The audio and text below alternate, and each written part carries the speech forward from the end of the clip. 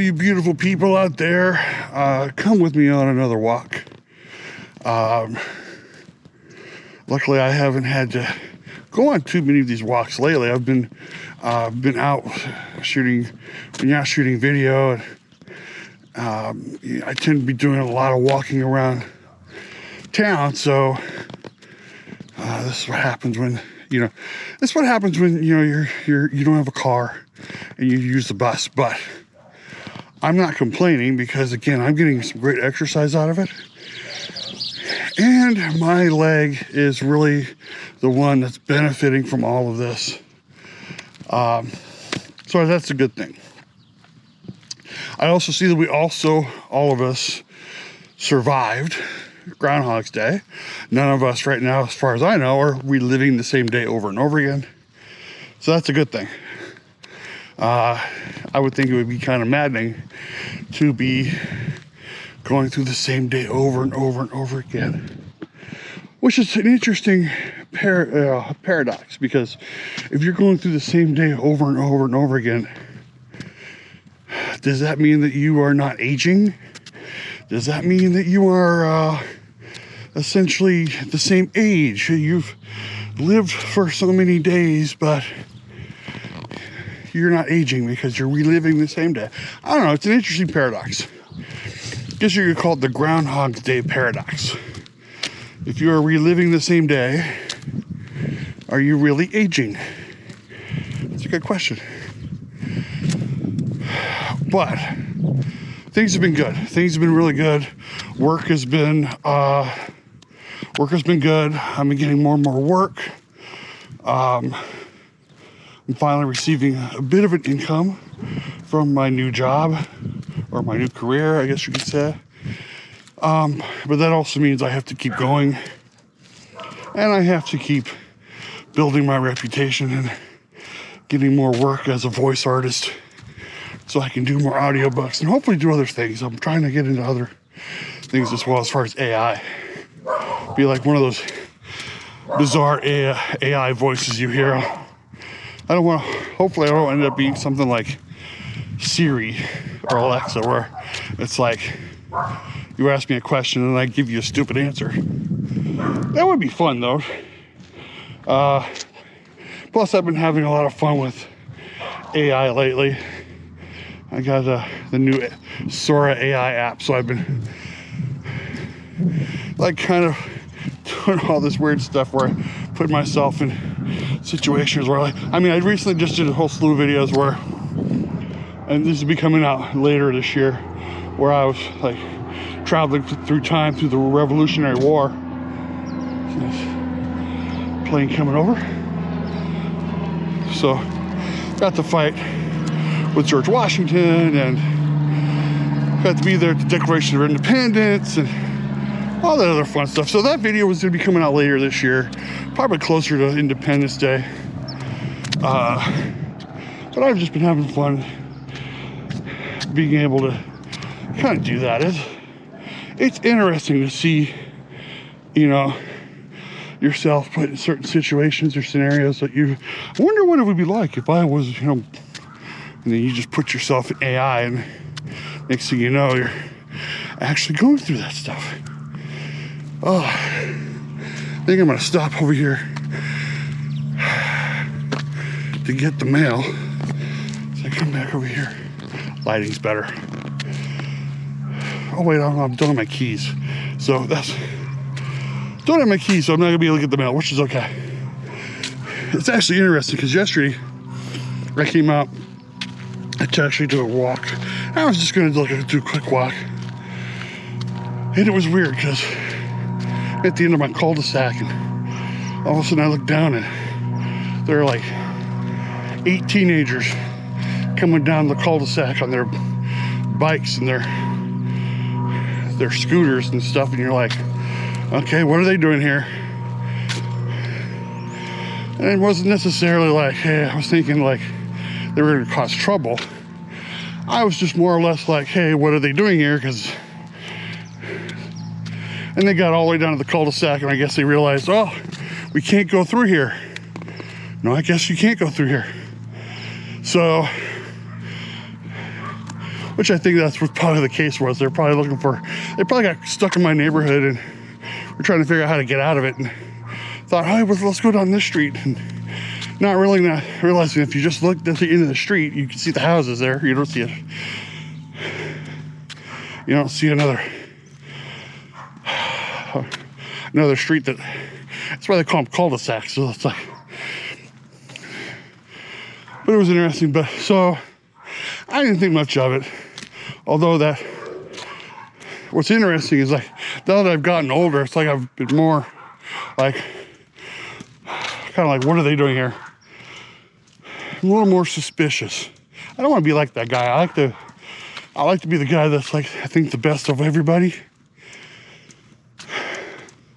But sometimes, with everything crazy that's going on, you kind of wonder, hey, what are these group of teenagers doing on my block? Why are they here? Are they going to come here and cause trouble? I don't want them causing trouble.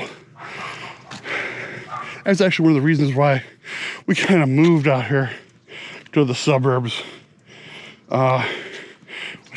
Crazy enough, yes, I live in the suburbs.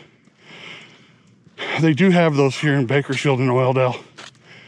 You just have to look. You can have to walk around the block, or the cul-de-sac. So,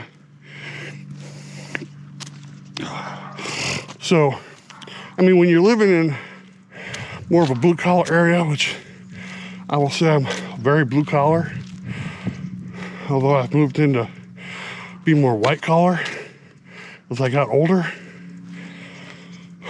But, you move out of certain areas where things are kind of sketchy, and you're like, hey, I'd like to move someplace where, people aren't yelling at each other outside, and the neighbors could talk to each other and are pretty nice, and you don't have issues, and like, everybody keeps to themselves. Kind of stuff like that. It is quiet here. The only thing that kind of breaks the quiet here is we're like right near the airport, so sometimes you get a plane flying by. Sometimes you get a military jet fly by. That's just really fun. Sometimes the military copters come flying over, and it's real loud. The dog's like, what is that? What is that noise? As you can hear, my neighbor's dog's barking right now. But yeah, it's just kind of like, I don't want to be like that guy. I always want to be the one that's like, I think the best of others. The problem though with that is that there are always those times when I think the best of others with people that I shouldn't think the best of. That's kind of hard. I've had that happen to me a few times in my life where I trust the wrong people. Luckily, I don't have a history of it. I've trusted, I think, one too many people in my life with certain things. And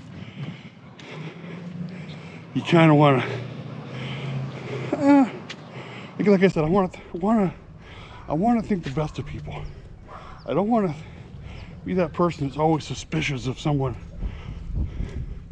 But again, when you see 8 teenagers on their bikes coming down your street, you begin to think, well, what's going on?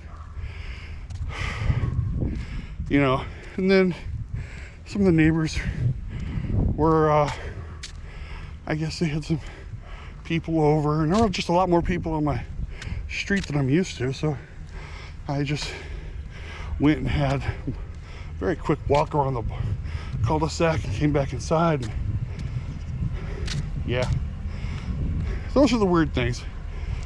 Those are the weird things that happen.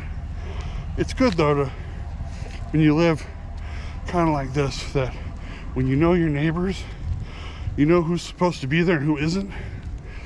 And I'm not the kind of person that's like, I'm not like, Mrs. Kravitz. It's always looking outside the window. Who is that? What are they doing here? What's going on? I'm more like just observant enough to like know that, hey, someone's here. They're over at that house. Everything looks fine. You know, I mean, granted, there have been times where it's like, as I stop for a minute, there have been times where it's like, you see some activity going on at a house and you're like, I wonder what's going on over there. It seems kind of suspicious. Really sus.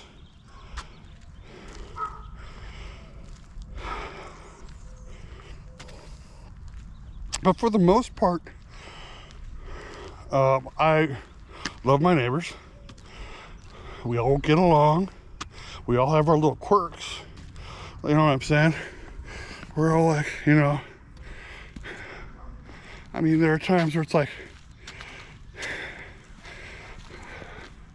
I remember one time though, we had to pull some furniture out of our house that had been broken, and we had it sitting on the driveway. We were gonna have it picked up, but the people who were coming to pick it up weren't gonna do it, you know, for a few days. And so I guess one of our neighbors was like, hey, you know, you can call people to come have this picked up. And we're like, yeah, we already did that. They won't be here for... And I guess what it is like,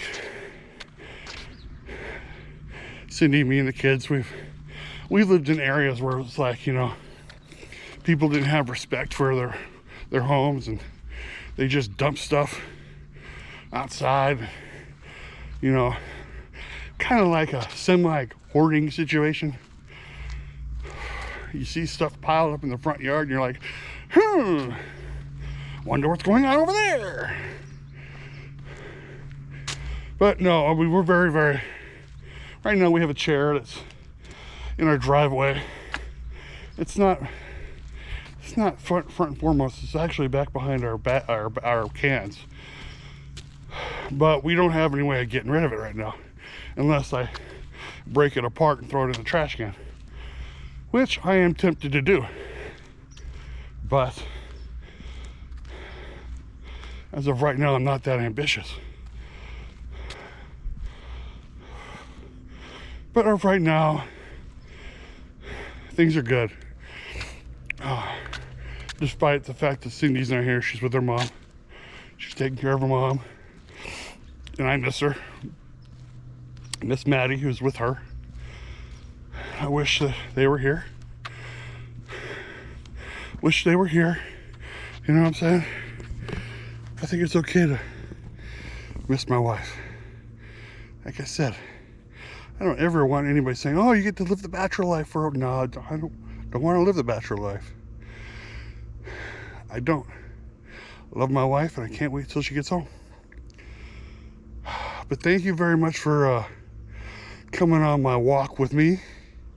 Let me talk to you for a little bit. We were having a lot of fun bringing you all of our videos and our vlogs and everything. And we hope you're enjoying them. We hope you're enjoying them too. And we're working on a lot of new stuff for the upcoming year, because we're coming up on 5 years doing Travel by Nature, and I want to put together a little movie of all of our highlights, like what I used to do, so you get a chance to see everything. But like I said, thank you for coming along. I'll talk to y'all later.